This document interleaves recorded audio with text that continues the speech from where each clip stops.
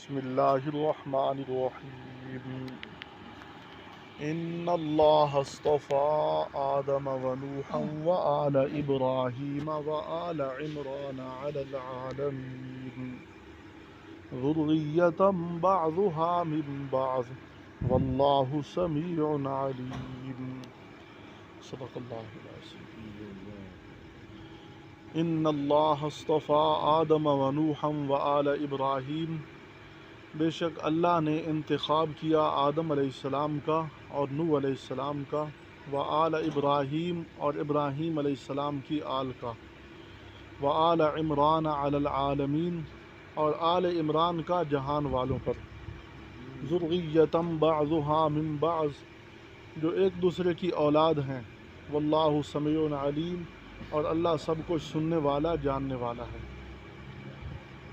جس میں کوئی دلچسپی ہوندی ہے تھوڑا قریب آ گیا کرو نا، دلچسپی نہیں ہوندی ٹائم پاس کرنا نہ بے شک بیٹھے رہے کرو۔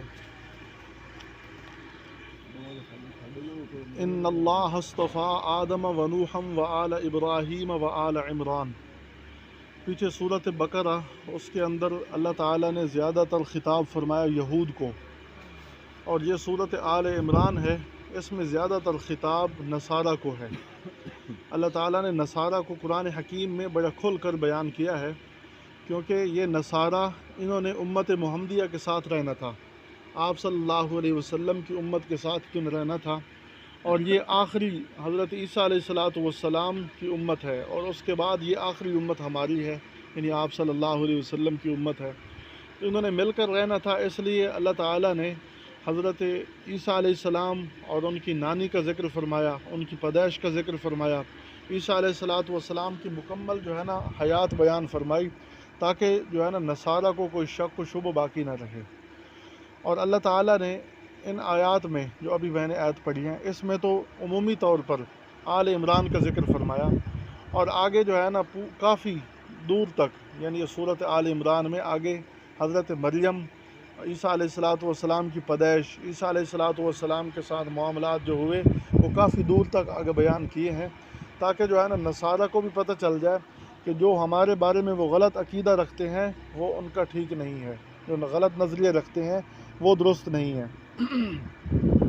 تو یہاں ارشاد فرمایا ان اللہ اصطفیٰ آدم، جس وقت قرآن نازل ہو رہا تھا اس وقت دو سپر پاور تھی، یعنی آپ صلی اللہ علیہ وسلم کے زمانہ میں دو سپر پاور تھی اس وقت، ایک ایران تھا، اور پھر ایران کے اندر یہ مجوس کی حکومت تھی، آگ پرست تھے یہ لوگ، آگ کی عبادت کرتے تھے، اور ان کے ماتحت افغانستان، یہ ہمارا پاکستان، ہندوستان، چین، روس، یہ سب ان کے ماتحت تھے، اور ایران یہ سپر پاور تھا اور یہ سب ان کو ٹیکس دیتے تھے۔ اور دوسری اس وقت سپر پاور روم تھی، روم، باقی مغربی ممالک ان کے ماتحت تھے۔ ایران اور روم یہ اس وقت سپر پاور تھے، اور ظلم کا دورہ تھا، اسی ظلم کی وجہ سے جو ہے نا لوگ بڑے تنگ تھے، اور جب عدل و انصاف کی حکومت قائم نہ ہو تو لوگوں کا جینا حرام ہو جاتا ہے، جب عدل و انصاف ہو نا تو پھر لوگوں کو بہت سہولیات ملتی ہیں، اور عدل و انصاف یہ اللہ تعالیٰ نے اس دھرتی پر قائم کرنے کے لیے انبیاء علیہ السلام بھیجے ہیں، کہ اس دھرتی کو پتہ چلے، لوگوں کو پتہ چلے کہ عدل و انصاف یہ ہوتا ہے، اللہ تعالیٰ کے یہ قوانین ہوتے ہیں۔ اور پھر بعض انبیاء علیہ السلام کو اللہ نے صرف نبی نہیں بنایا بلکہ وہ حکمران بھی تھے، اللہ تعالیٰ نے ان کی حکومت بھی عطا کی، داؤد علیہ السلام، سلیمان علیہ السلام، حضرت یوسف علیہ السلام، یہ صرف نبی نہیں تھے بلکہ حکمران بھی تھے، اور انہوں نے عملی طور پر عدل و انصاف ایسا قائم کر کے دکھایا کہ پھر بعد میں ان کی مثالیں نہیں ملتی۔ اور پھر آپ صلی اللہ علیہ وسلم کو بھی اللہ نے حکومت عطا فرمائی، مکے کے حکمران بن گئے، مدینہ کے حکمران بن گئے، خلفائے راشدین، انہوں نے جو حکومت کی، انہوں نے اپنی خلافت اور کی، تو اس زمانے میں بھی دیکھ لو کہ انہوں نے کیسا جو ہے نا عدل و انصاف قائم کیا۔ تو جب عدل و انصاف ہوتا ہے نا تو لوگ بڑے خوش ہوتے ہیں، ہر آدمی کو اپنا حق ملتا ہے، ناجائز ٹیکس نہیں ہوتے، ناجائز طور پر لوگوں کے جو ہے نا کھال نہیں اتاری جاتی۔ تو یہ عدل و انصاف قائم کرنے کے لیے اللہ نے سب سے پہلے انسانیت کا انتخاب فرمایا، اس لیے فرمایا ان اللہ اصطفیٰ آدم، میں نے ساری مخلوقات میں سے آدم کا انتخاب فرمایا ہے۔ باقی بھی اللہ کی مخلوقات تھی، بڑی بڑی مخلوق. یہ دیکھو آسمان کتنا بڑا ہے، زمین کتنی بڑی ہے، پہاڑ کتنے بڑے بڑے ہیں. اسی طرح درخت دیکھ لو کتنے اس کائنات پر موجود ہیں، حجر شجر، یہ ساری مخلوق اللہ کی موجود ہے. لیکن اللہ نے جو انتخاب کیا وہ انسان کا کیا. ان اللہ اصطفیٰ آدم علیہ السلام کا انتخاب کیا، یعنی انسانیت کا انتخاب فرمایا. ساری مخلوقات میں سے انسان کو شرف عطا فرمایا. وَلَقَدْ كَرَّمْنَا بَنِي آدم، فرمایا بنی آدم کو ہم نے عزت عطا کی. وَحَمَلْنَاهُمْ فِي الْبَرِّ وَالْبَحْرِ، ہم نے خشکی اور تری میں اس کو سوار کر دیا. تو یہ اللہ نے بنی آدم کو عزت عطا فرمائی. تو آدم علیہ السلام کا سب سے پہلے انتخاب ہوا. اللہ تعالیٰ نے آدم علیہ السلام کو اپنے ہاتھوں سے پیدا فرمایا. خلقتک بیدی، میں نے تجھے اپنے ہاتھوں سے پیدا فرمایا. اور ہاتھوں سے پیدا کر کے اس کو شرف دینے کے لیے اللہ نے ساری مخلوق کو حکم دیا کہ اس کو تعظیمی سجدہ کرو. تعظیمی سجدہ کرا کے آدم علیہ السلام کو عزت عطا فرمائی. کہ یہ ایک تو یہ جو ہے نا اس کو شرف عطا فرمایا، اور دوسرا آدم علیہ السلام کے پیدا کرنے کی غرض انی جاعلک فی الارض خلیفہ، میں تجھے زمین میں اپنا خلیفہ بنانا چاہتا ہوں کہ تو زمین میں رہ کر عدل و انصاف قائم کر. تو آدم علیہ السلام کے پیدائش کی غرض یہی ہوئی. اور فرمایا ونوحن، اللہ نے انتخاب کیا آدم کا، اور نوح علیہ السلام کا انتخاب فرمایا. آدم علیہ السلام یہ پہلے زمین پر نبی ہیں، یہ پہلے اللہ تعالیٰ نے نبی ہیں. اس کے بعد نوح علیہ السلام کو پہلا رسول کہا جاتا ہے، پہلے رسول ہیں، کیونکہ اللہ نے باقاعدہ طور پر شریعت نوح علیہ السلام پر اتاری. اور قیامت کے دن بھی جب لوگ نفسا نفسی کے عالم میں ہوں گے تو نوح علیہ السلام کو کہیں گے یا نوح انک اول الرسل الی اہل الارض، اے نوح تو پہلا رسول تھا زمین والوں کی طرف. تو گویا کہ یہ سب سے پہلے رسول ہیں.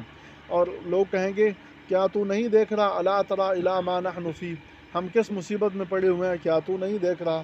تو نوح علیہ السلام گویا کہ پہلے رسول ہیں، اور ان کی قوم سب سے پہلے ہلاک کی گئی. ان سے پہلے کسی قوم کو ہلاک نہیں کیا گیا، پہلے ان کی قوم کو عذاب دیا گیا.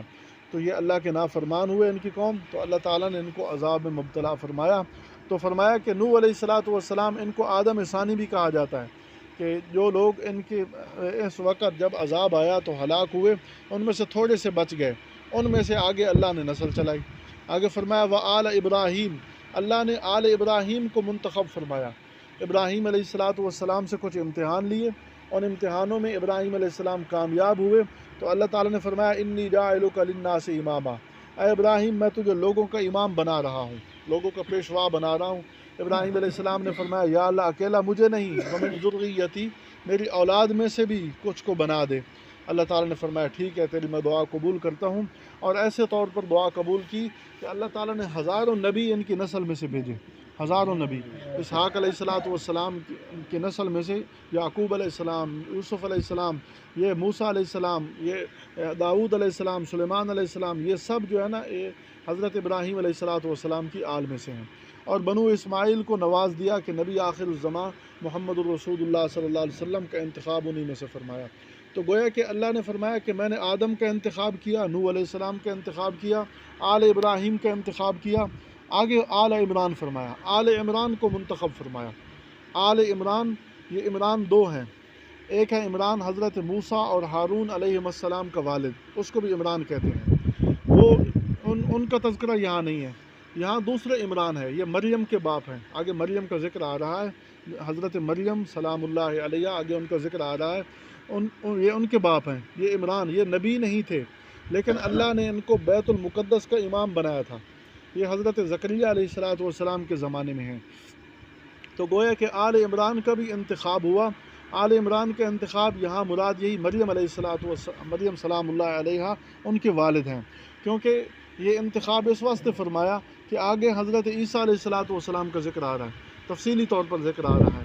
تو گویا کہ یہ اعزاز دیا آل عمران کو جہان والوں پر. فرمایا علی العالمین، میں نے جہان والوں پر جو ہے نا آل عمران کا انتخاب فرمایا، یعنی اس وقت جو لوگ موجود تھے ان سب پر میں نے آل عمران کو عزت اور شرف عطا فرمایا، ان کو عزت دی. وہ اس وقت سب سے زیادہ معتبر تھے، قومی اعتبار سے، عزت کے اعتبار سے، تقوی کے اعتبار سے، ہر اعتبار سے اللہ تعالیٰ نے ان کو جہان والوں پر عزت دی.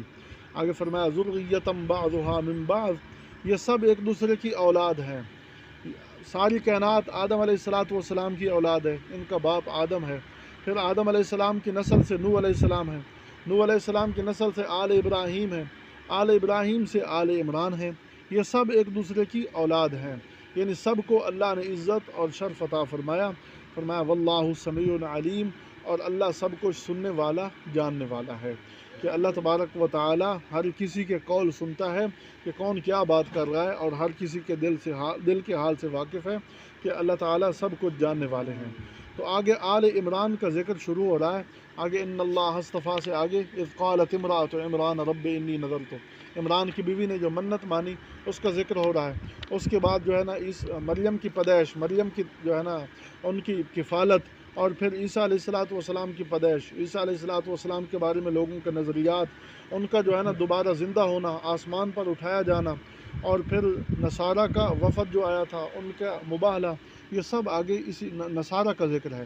نصارہ کو قرآن حکیم کھل کر بیان کر رہا ہے، کیونکہ امت محمدیہ کے ساتھ ساتھ یہ چل رہے ہیں، تاکہ ان کو بھی پتہ چلے کہ اللہ نے ہمیں کتنی عزت اور شرف دیا، قرآن میں ہمارا کتنا مقام بیان فرمایا، اس لیے آگے تفصیلی طور پر انہی کا ذکر ہوگا۔